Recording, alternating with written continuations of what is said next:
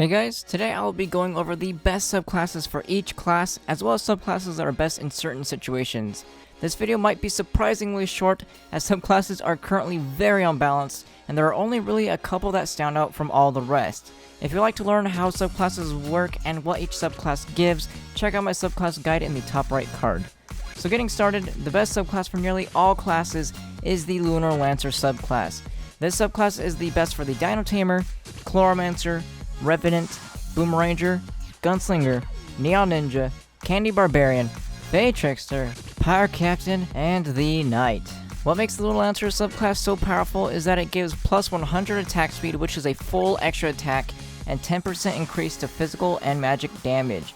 The closest subclass to even compare to the Lunar Lancer would be the Candy Barbarian subclass. However, the Candy Barbarian subclass only gives the plus 100 attack speed, and is only a 50% chance to provide that attack speed, with the other 50% being a healing candy, meaning it has a much lower uptime compared to the Lunar Lancer subclass. The 750 physical damage gained from the Lunar Lancer subclass is also pretty negligible, even to physical damage classes, so that is why it doesn't really take away from its usefulness to the magic damage classes listed. But moving on, the second most used subclass is the Pirate Captain subclass. This subclass is used on the Lunar Lancer, Tomb Raider, Dracolite, and Ice Age. As you could probably tell, the only real reason these classes aren't using the Lunar Lancer subclass is because these classes do not use attack speed.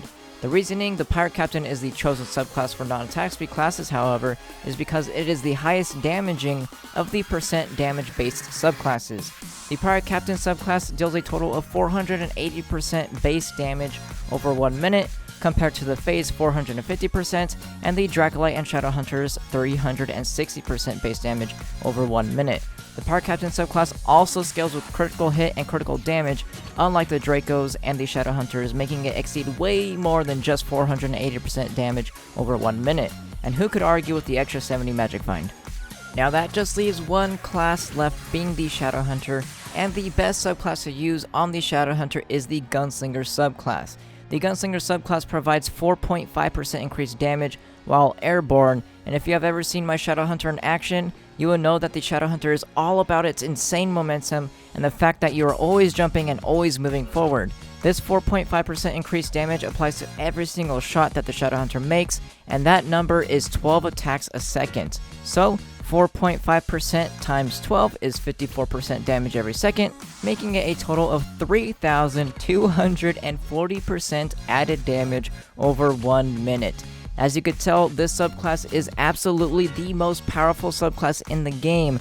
However, it is only used on the Shadowhunter, as the Shadowhunter is the only class able to really take advantage of always being airborne, as most other classes either need energy regen or they just don't attack fast enough.